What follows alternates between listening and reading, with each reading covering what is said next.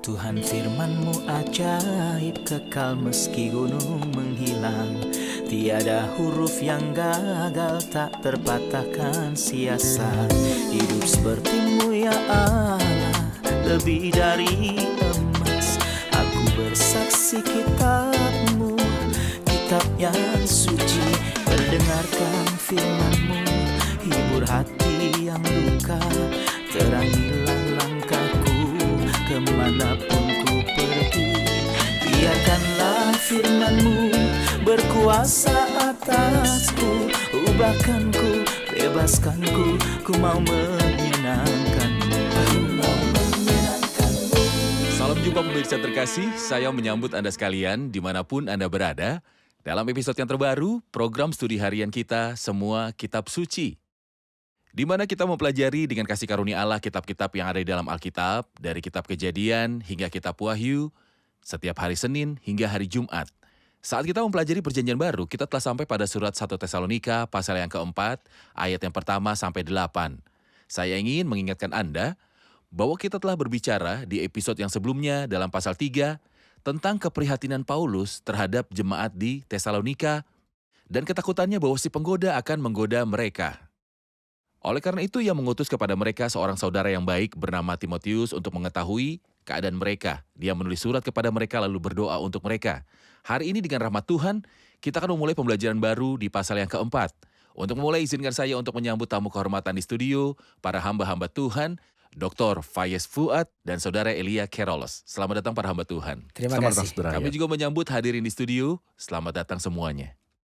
Pemirsa terkasih, kami menerima beberapa pesan dari pemirsa yang saya ingin untuk membaca pesan ini dan berterima kasih kepada semua yang sudah mengirimkan dan berinteraksi dengan kami baik di halaman Facebook ataupun website kami semuakitabsuci.com dan menulis komentar atau melalui email ke info@semuakitabsuci.com. Kami menerima pesan dari Angel Mounir Saadala dari Spanyol yang mengatakan, saya tidak dapat menemukan kata-kata untuk mengungkapkan cinta, penghargaan, dan juga kekaguman saya, dan bagaimana saya mendapatkan manfaat dari program Semua Kitab Suci ini. Jadi untuk pertama kalinya saya bisa mengikuti pelajaran Alkitab buku demi buku, kitab demi kitab, dalam penjelasan yang lengkap, terhormat, murni. Semoga Tuhan memberkati Anda terus maju. Terima kasih atas karunia Tuhan, kami akan mencoba menyajikan lebih banyak lagi melalui doa Anda. Ada pesan datang dari Sami Mansur dari Prancis yang mengatakan, saya sangat menyukai program ini dan mengikutinya setiap hari. Saya mengikuti setiap episodenya dari pelajaran Anda dengan menggunakan pena dan juga kertas karena saya mendapat banyak manfaat dari program ini. Semoga Tuhan memberkatimu. Kami juga berjanji kepada Anda, saudara kami tercinta, bahwa kami mengerahkan lebih banyak upaya untuk memberikan studi penuh untuk membangun Anda, semua pemirsa dimanapun berada. Pemirsa terkasih, kami akan segera memulai pembelajaran ini sesaat lagi. Tetaplah bersama kami.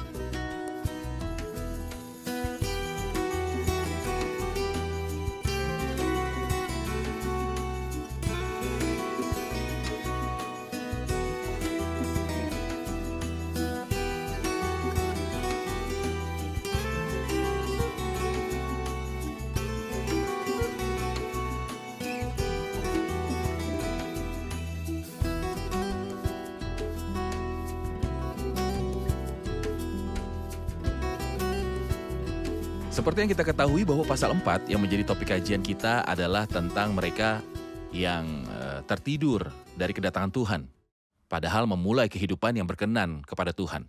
Saya akan membaca beberapa ayat dari 1-8 dan kembali kepada Anda dengan pertanyaan sesuai konteks ini, kehidupan yang memuaskan Tuhan. Akhirnya saudara-saudara, kami minta dan nasihatkan kamu dalam Tuhan Yesus, kamu telah mendengar dari kami bagaimana kamu harus hidup supaya berkenan kepada Allah. Hal itu memang telah kamu turuti, tetapi baiklah kamu melakukannya lebih bersungguh-sungguh lagi. Kamu tahu juga petunjuk-petunjuk mana yang telah kami berikan kepadamu atas nama Tuhan Yesus. Karena inilah kehendak Allah, pengudusanmu, yaitu supaya kamu menjauhi percabulan. Supaya kamu masing-masing mengambil seorang perempuan menjadi istrimu sendiri dan hidup di dalam pengudusan dan penghormatan. Bukan di dalam keinginan hawa nafsu seperti yang dibuat oleh orang-orang yang tidak mengenal Allah, dan supaya dalam hal-hal ini orang jangan memperlakukan saudaranya dengan tidak baik atau memperdayakannya. Karena Tuhan adalah pembalas dari semuanya ini, seperti yang telah kami katakan dan tegaskan dahulu kepadamu. Allah memanggil kita bukan untuk melakukan apa yang cemar, melainkan apa yang kudus. Karena itu siapa yang menolak ini bukanlah menolak manusia, melainkan menolak Allah yang telah memberikan juga Roh-Nya yang kudus kepada kamu. Pertanyaan saya di ayat 1, akhirnya saudara-saudara kami minta dan nasihatkan kamu dalam Tuhan Yesus, kamu telah mendengar dari kami bagaimana kamu harus hidup supaya berkenan kepada Allah. Hal itu memang telah kamu turuti, tetapi baiklah kamu melakukannya lebih bersungguh-sungguh lagi. Apakah yang kita pelajari dari panggilan yang jelas dan instruksi yang jelas ini untuk menyenangkan Tuhan lebih lagi? Saudara, ayat seperti Anda ketahui, surat ini berbicara tentang kedatangan Tuhan. Dan pada saat yang sama, Rasul Paulus menegaskan dampak nyata terhadap kebenaran kedatangan Tuhan seperti yang dikatakan oleh Rasul Petrus. Jadi jika segala sesuatu ini akan hancur secara demikian, betapa suci dan salehnya kamu harus hidup. Maka Rasul Petrus mengajukan desakan nyata kepada saudara-saudaranya untuk meningkat ke arah yang menyenangkan hati Tuhan. Izinkan saya memulai dan mengatakan bahasa yang baik yang digunakan Rasul Paulus bukanlah nada memerintah meskipun ia mempunyai otoritas kerasulan. Dia bisa saja memerintahkan mereka. Namun dia berkata pada mereka, kami minta dan nasihatkan kamu. Seperti yang juga dia katakan dalam surat Roma, karena itu saudara demi kemurahan Allah aku menasihatkan kamu supaya kamu persembahkan tubuhmu sebagai persembahan yang hidup. Namun saya juga ingin fokus pada masalah kecil. Silakan. Ia berkata kepada mereka, kamu telah mendengar dari kami bagaimana kamu harus hidup supaya berkenan kepada Allah. Saya ingin menghubungkan itu dengan pasal 2. Ia berkata kepada mereka, sebab kamu telah menerima firman Allah yang kami beritakan itu. Pasal 2 berkata bahwa kamu telah menerima yang kami beritakan itu. Dan ia berkata kepada mereka di pasal yang keempat, kamu telah mendengar dari kami bagaimana kamu harus hidup supaya berkenan kepada Allah. Tidak ada pemisahan di antara penerimaan kita terhadap firman Tuhan untuk keselamatan dan penerimaan kita dengan firman Tuhan yang kita hidupi bersama dan menyenangkan hati Tuhan. Kemudian saya punya pertanyaan yang tidak menyenangkan di bagian ini. Maukah Anda memberitahu saya bahwa penyelamatan yang tepat menghasilkan perilaku baik? Lalu, jika ada yang memiliki perilaku tidak benar, apakah berarti ajaran yang dimilikinya tidak benar? Tentu. Ajaran yang bentuk kesalehan adalah kasih karunia Allah yang membawa keselamatan bagi semua orang. Melatih kita untuk menjalani kehidupan yang terkendali, jujur, dan saleh dan lainnya. Hal terakhir yang ingin saya komentari dalam ayat ini adalah tujuan dari desakan ini adalah berjalan seperti yang dia katakan kepada mereka, melakukannya lebih bersungguh-sungguh lagi. Saudara, ayat semakin saya menyadari bahwa Tuhan akan segera datang, semakin besar pula keinginan saya untuk berjalan sesuai dengan kehendak Tuhan. Benar. Dr. Fayez, ia berkata di ayat 2, kamu tahu juga petunjuk-petunjuk mana yang telah kami berikan kepadamu atas nama Tuhan Yesus. Apakah instruksi yang dia berikan kepada mereka? Mengapa dia memberi instruksi pada mereka? Pertanyaan kedua, apakah ia mengembalikan perintah-perintah perjanjian lama yang merupakan 10 perintah Allah? Dan mampukah perintah-perintah ini menjadikan manusia sesuci itu? Padahal nada dari ayat 1 hingga ayat ke-8 adalah soal cara berjalan sesuka hati Tuhan. Namun nadanya lebih kepada berjalan dengan kesucian secara praktikal. Iya. Karena mereka berasal dari latar belakang kafir, dan latar belakang kafir akan membuat mereka menjadi tidak senonoh. Begitu mudahnya mereka terjerumus dalam hubungan seksual yang melanggar hukum. Oleh karena itu, ia memperingatkan mereka bahwa barang siapa mengenal Tuhan Yesus Kristus dan dilahirkan kembali, dia harus sadar dan berjalan dengan kesucian yang praktikal. Dia memperingatkan mereka agar tidak melakukan penghinaan terhadap kemuliaan Tuhan. Saya pikir di bagian ini dia mengingatkan mereka dengan instruksi yang dia berikan ketika bersama mereka dan mengkonfirmasinya lagi. Namun ia menambahkan desakan untuk berjalan dalam kekudusan. Saya rasa saya dapat menambahkan 4 alasan di bagian ini. Mengapa seseorang harus berjalan dalam kekudusan yang praktikal. Yang pertama adalah menyenangkan Tuhan. Itulah sebabnya ia berkata harus hidup supaya berkenan kepada Allah. Ini adalah sesuatu yang diinginkan oleh Tuhan. Ini yang diinginkan Tuhan terhadap orang-orang yang beriman. Jadi bayangkan ketika Yusuf berkata, bagaimanakah mungkin aku melakukan kejahatan yang besar ini dan berbuat dosa terhadap Allah. Saya berharap Tuhan senang dengan Yusuf dan memandangnya dengan puas. Dan sebagai apresiasi, ia akan berkata kepadanya, Benar. kekasihku jangan takut. Kau mengambil sikap seperti itu demi aku dan demi kemuliaanku. Aku akan menunjukkan kepadamu bagaimana aku akan bekerja di dalam kamu. Lalu alasan pertama untuk berjalan dalam kekudusan adalah untuk menyenangkan Tuhan. Tuhan akan senang dengan kita. Alasan kedua adalah mentaati Tuhan. Karena inilah kehendak Allah pengudusanmu. Tuhan ingin kita menjadi orang-orang kudus untuk memenuhi keinginannya dan mentaatinya. Jadi alasan untuk pertama mentaati adalah untuk Tuhan. menyenangkan Tuhan, alasan kedua adalah Kita untuk mentaati Tuhan. menaati Tuhan.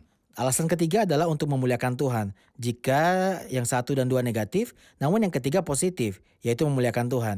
Ketika orang melihat mereka yang mempunyai hubungan kekerabatan dengan Tuhan Yesus Kristus, bagaimana mereka berjalan dalam kekudusan dan martabat dan membandingkannya dengan najis yang merupakan hal yang wajar dan juga yang halal.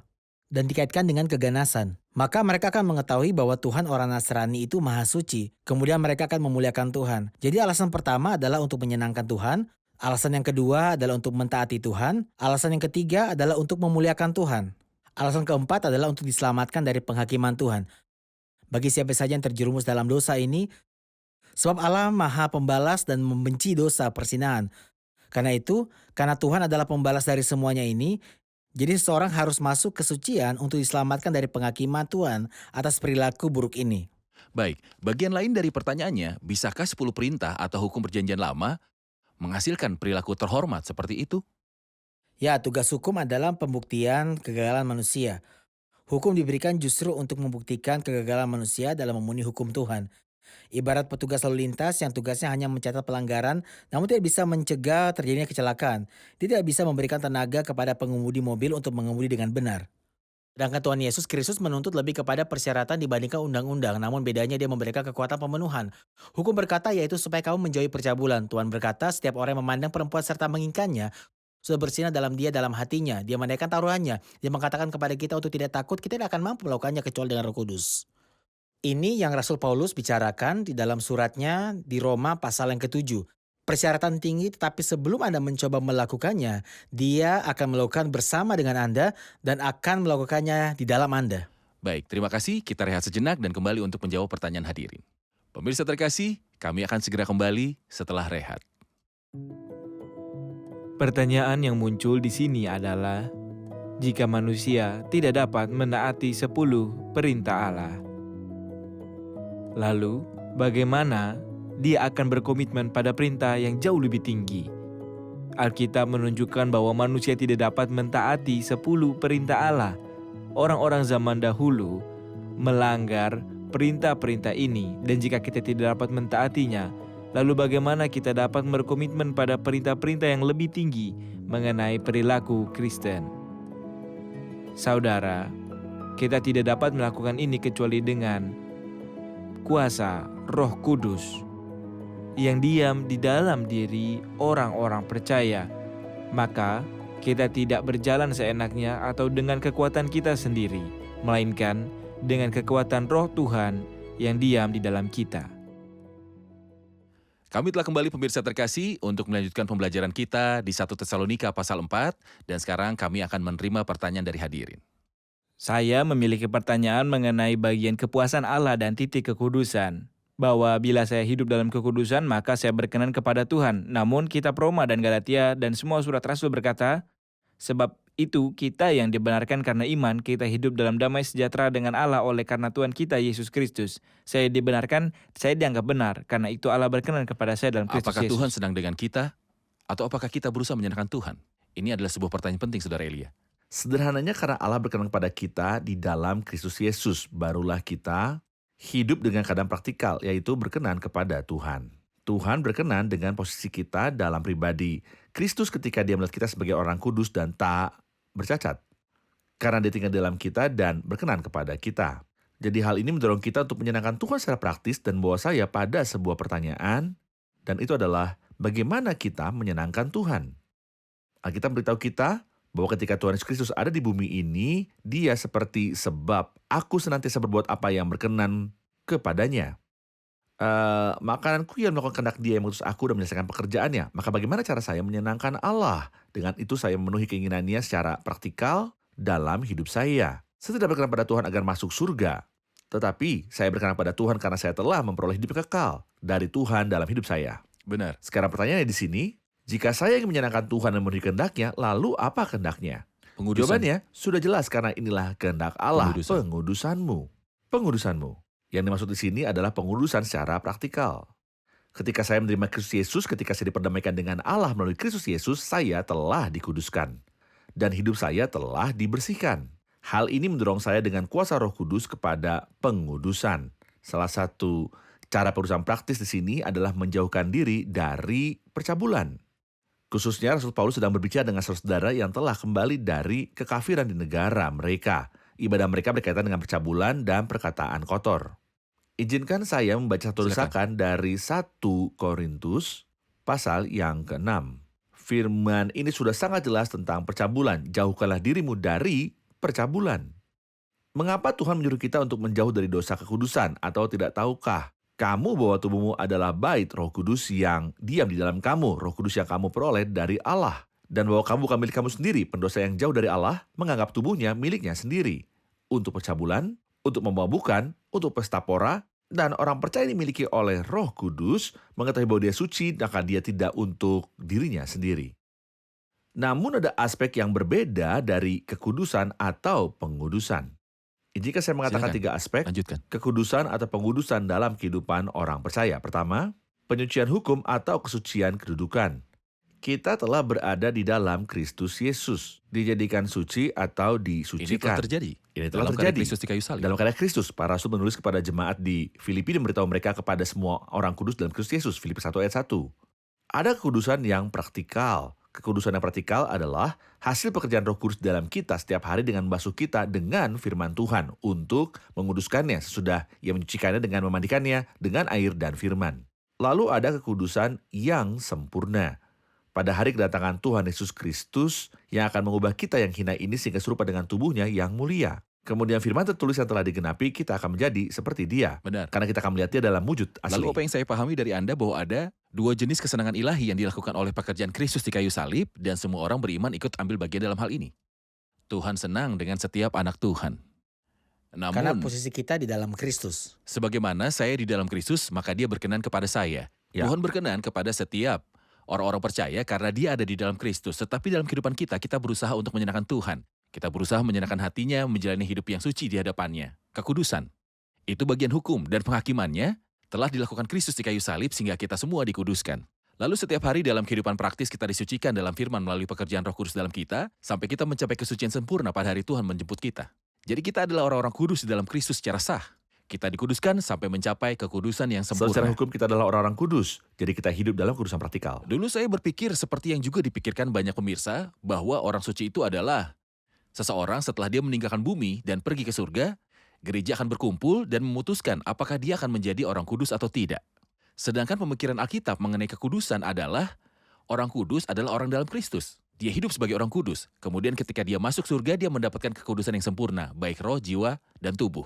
Orang suci tidak di surga, tapi dalam Kristus. Ada orang-orang kudus di bumi karena mereka adalah orang-orang yang unggul di dalam Kristus. Di dalam Kristus. Saya punya sedikit catatan mengenai 2 ungkapan, di dalam Kristus dan di dalam Tuhan, di Ya. dalam Kristus. Selalu muncul di bagian pertama surat Rasul Paulus yang berbicara tentang kedudukan orang beriman di dalam Kristus secara Seperti surat sah. kepada jemaat Efesus.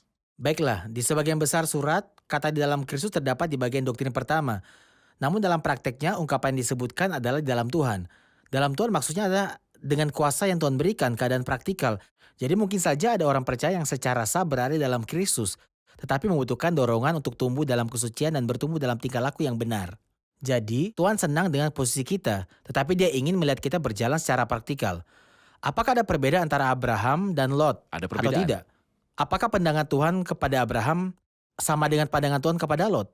Keduanya benar, tetapi mereka akan berada di surga tetapi Tuhan berkenan kepada Abraham. Namun yang pasti hati Tuhan sedang berduka atas Baik. keadaan Lot. Oke. Ini menyebabkan saya bertanya kepada Anda, Dr. Fayez, dalam ayat-ayat tersebut, ayat 4 dan 5, setelah ia berbicara tentang kekudusan, dan untuk yaitu supaya kamu menjauhi percabulan, ia berkata mengontrol hidup atau bejana, hidup dalam pengudusan dan penghormatan, bukan dalam keinginan hawa nafsu seperti yang dibuat oleh orang-orang yang tidak mengenal Allah. Apa yang dimaksud dengan bejana dan bagaimana memiliki bejana itu? Nah, ada pula yang menganggap wadah itu adalah tubuh.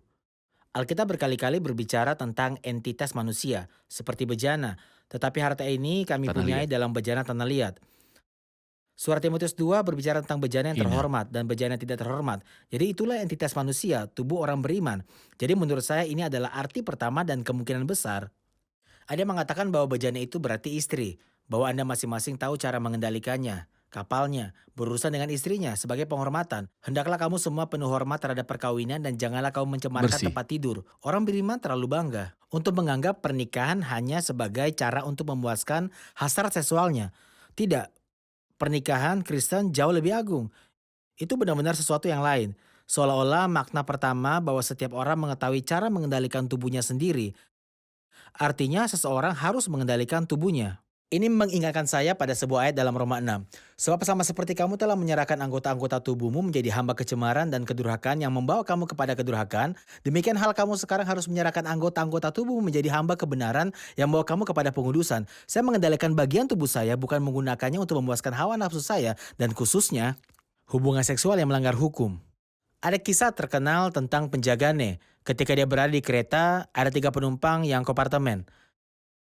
Dan mereka ingin bermain kartu. Permainan ini membutuhkan 4. Lalu ketiganya berkata kepadanya, maukah kamu berbagi dengan kami hanya untuk bermain permainan ini? Dia berkata kepada mereka, saya lupa membawa tangan saya. Mereka bertanya kepadanya, apa kamu bercanda? Dia berkata kepada mereka, tanganku bukan milikku. Mereka milik Tuhan sekarang. Aku tidak bisa menggunakannya kecuali untuk tujuan tertentu.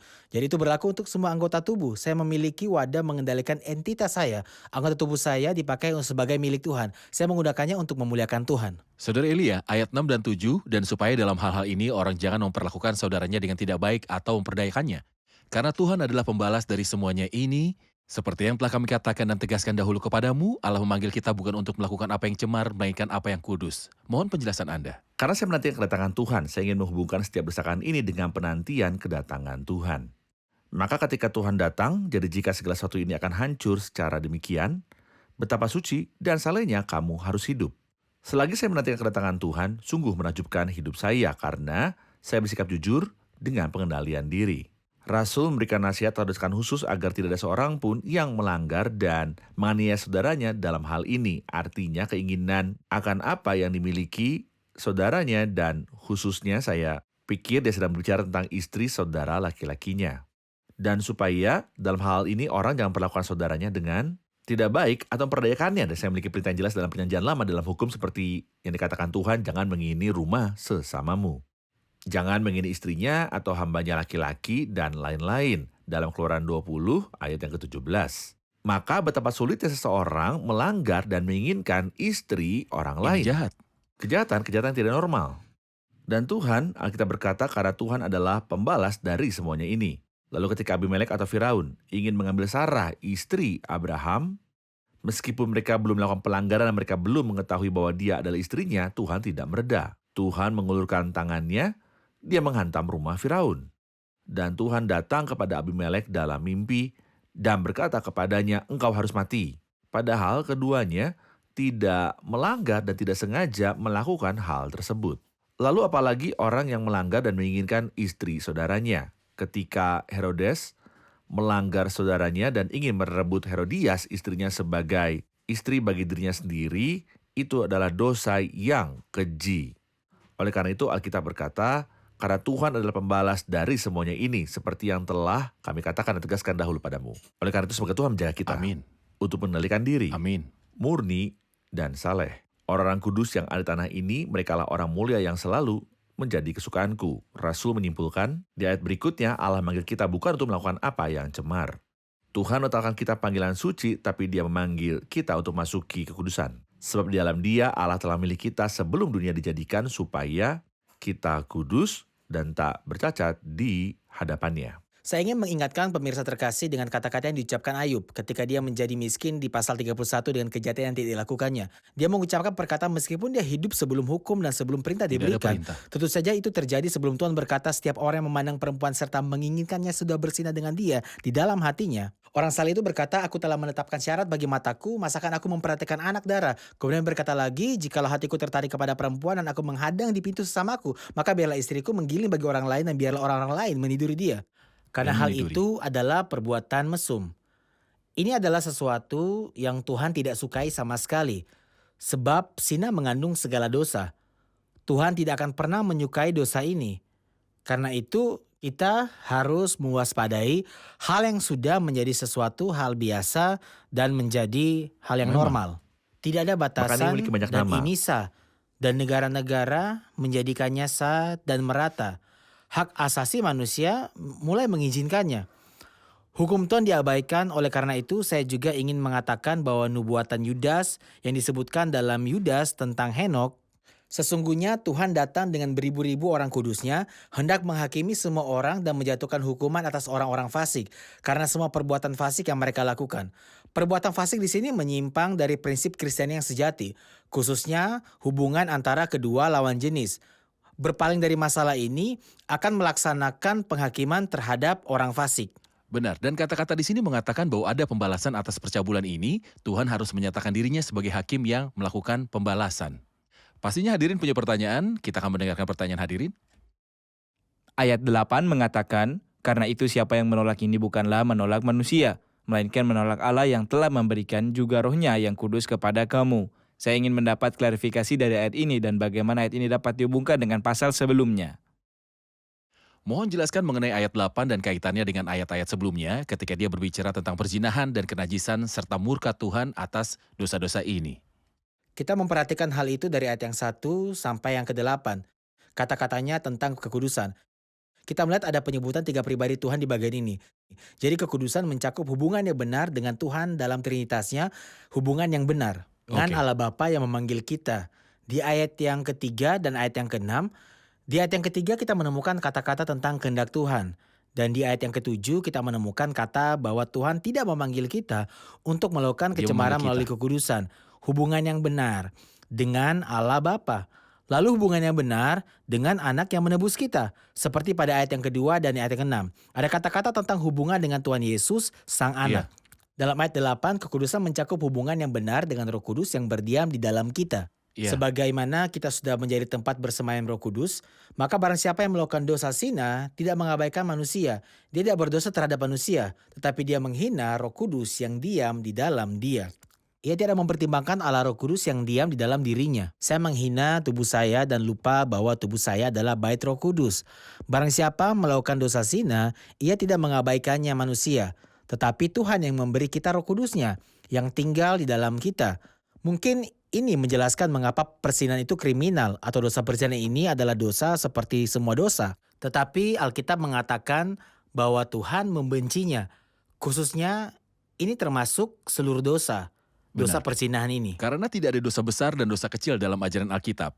Penilaian Tuhan terhadap dosa juga sama, karena itu merupakan penghinaan terhadap Tuhan. Tetapi khususnya dosa perzinahan dan dosa percabulan, Tuhan membencinya dan dia menyiapkan penghakiman khusus terhadapnya. Dia sedang membalas dosa-dosa ini.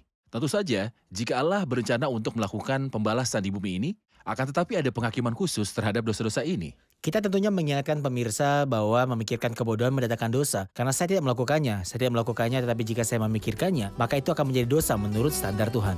Baik, terima kasih. Kita akan rangkum episode ini bersama hadirin.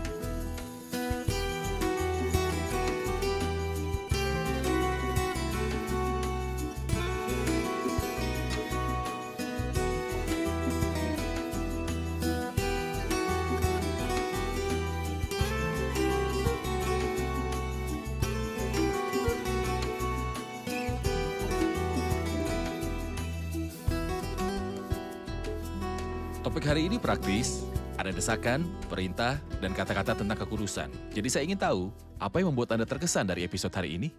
Perbincangan Allah dan Alkitab mengenai pernikahan sangat menonjol bagi saya. Alkitab penuh dengan perintah, desakan, dan peringatan tentang pernikahan Kristen dan bagaimana itu bisa menjadi pernikahan yang luar biasa. Baik, terima kasih. Tuhan memberkati. Kita lanjutkan diskusi di episode selanjutnya. Terima kasih para hamba Tuhan.